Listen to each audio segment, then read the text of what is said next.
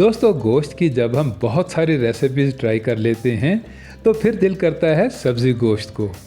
और गर्मी के हिसाब से सबसे बेस्ट सब्ज़ी गोश्त की रेसिपी है बिल्कुल ही अलग टेस्ट वाली मज़े मज़े की अरबी गोश्त की रेसिपी।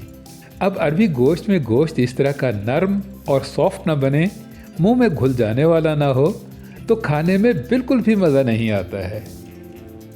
और अरबी ग्रेवी में ना घुले और बने भी बिल्कुल खोए की तरह से नरम, तो ऐसा अरबी गोश्त तो दोस्तों ज़रूर बनना चाहिए।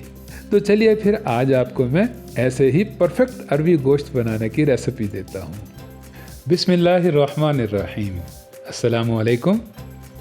दोस्तों, अब अरबी की सब्ज़ी एक जैसी तो होती ही नहीं है, छोटी बड़ी तो इनमें होती ही हैं, लेकिन आप कोशिश कीजिएगा कि लंबाई में मोटाई में आपको करीब करीब एक जैसी अरबी मिल जाए।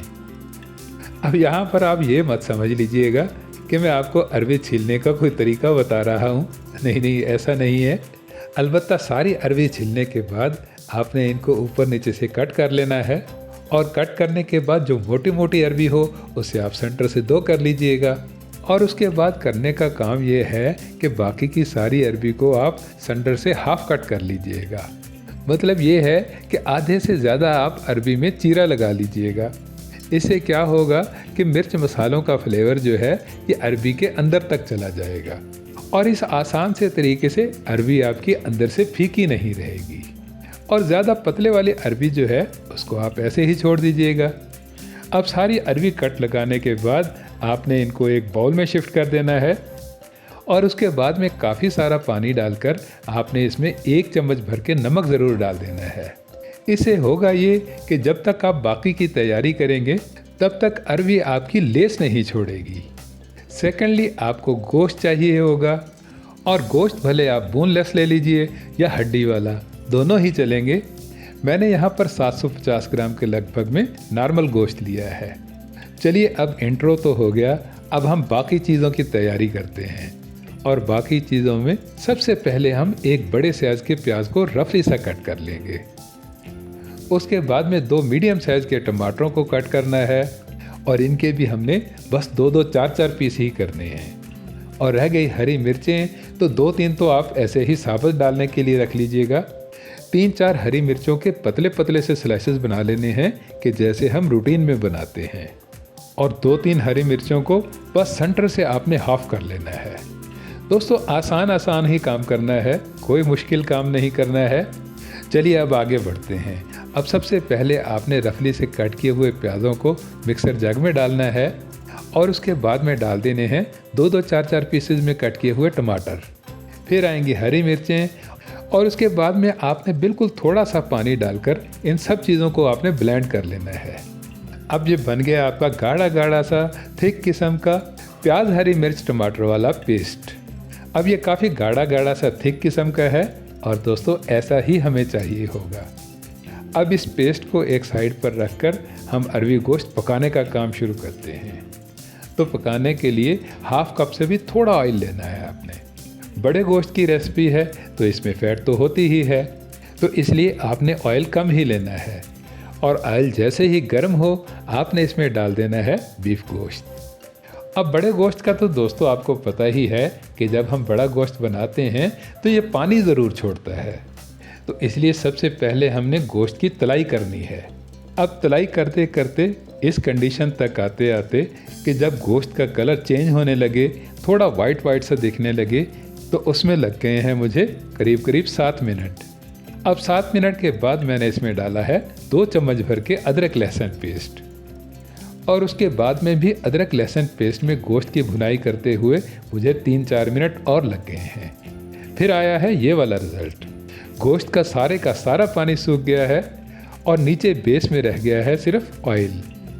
तो अब डालेंगे हम इसमें नमक मिर्च। 1 चम्मच भर के आपने नमक लेना है, और इसके बराबर में ही 1 चम्मच भर के लाल मिर्च पाउडर, और बिल्कुल थोड़ी सी हल्दी डालनी है, लेकिन अगर हिसाब से देखें तो ये 1/4 टेबल स्पून के करीब में है।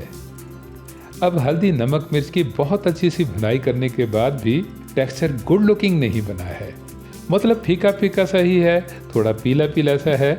तो इसलिए अब हमने इसमें डालनी है कश्मीरी लाल मिर्च, और कश्मीरी लाल मिर्च का दोस्तों 1/2 टेबल स्पून तो डलेगा ही, लेकिन साथ में ही आपने यहाँ पर 1 चम्मच भर के धनिया पाउडर भी डाल लेना है। अब कश्मीरी लाल मिर्च से टेक्सचर तो रेडिश हो ही जाएगा, लेकिन धनिया की खुशबू जो है ये गोश्त के अंदर तक चली जाएगी। और इसके बाद में आएगा प्याज, हरी मिर्च, टमाटर का पेस्ट।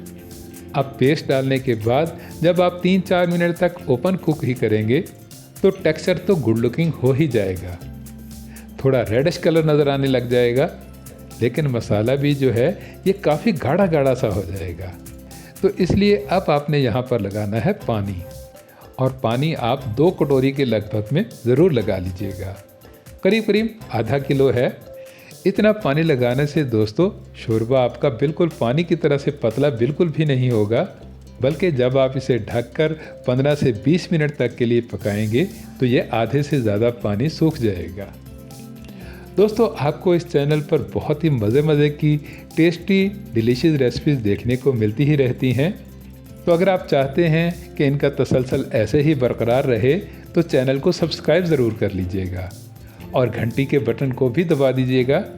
इससे क्या है कि नई से नई आने वाली वीडियोस का नोटिफिकेशन सबसे पहले आपको मिलेगा। चलिए ये देखिए, अब 20 मिनट के बाद काफ़ी सारा इसमें से पानी सूख गया है और थिक किस्म की ग्रेवी ही रह गई है। तो अब आपने डाल देनी है इसमें कट की हुई अरबी। अरबी दोस्तों गोश्त से काफ़ी नरम होती है, तो इसको पकने में ज़्यादा टाइम नहीं लगता है, लेकिन फिर भी आपने कम से कम 8 से 10 मिनट के लिए इसे कवर करके ही पकाना है। और 10 मिनट के बाद में जब आप ओपन करके देखेंगे तो चिकनाई सेपरेट हो चुकी होगी और लाल लाल कलर की गुड लुकिंग वाली तरी ऊपर आ रही होगी। तो अब आपने इसमें डालनी है 1/2 कप के करीब में दही। अब दही को पकाने के लिए दोस्तों आपने कोई ज़्यादा मेहनत नहीं करनी है, बस दही को आपने बहुत अच्छे से मिलाकर मिक्स करके कट की हुई हरी मिर्चें डालनी हैं और साथ में ही आपने साबुत हरी मिर्चें भी यहीं पर ही डाल देनी है। और इसके बाद में आएंगे खुशबू वाले पाउडर फार्म के मसाले। 1/2 टीस्पून आप भुना कुटा ज़ीरा शामिल कर लीजिएगा और 1/2 टीस्पून ही डाल लीजिएगा आप गरम मसाला पाउडर। दोस्तों अरबी गोश्त की ऑथेंटिक रेसिपी बनाना कोई मुश्किल काम नहीं है। मेन मोटी सी 2-3 बातें ये हैं कि गोश्त की आपने बहुत अच्छे से भुनाई करनी है। गोश्त के पानी को आपने कम्प्लीटली ड्राई करना है और जब तक गोश्त का पानी अच्छे से सूख ना जाए तब तक आपने स्पाइसेस नहीं डालनी है। और उसके बाद में आपने मिर्च मसालों की बहुत अच्छे से भुनाई करने के बाद गोश्त को पकाना है और बहुत अच्छे से गलाना है। गोश्त की परफेक्टली पकाई इतनी होनी चाहिए कि जब आप गोश्त को तोड़ने के लिए इसके रेशों को अलग करें तो ये हर तरफ से ही बहुत आराम से टूट जाएं। और अरबी को आपने बाद में डालकर पकाना ही इसलिए है कि अरबी ग्रेवी में मेल्ट ना हो।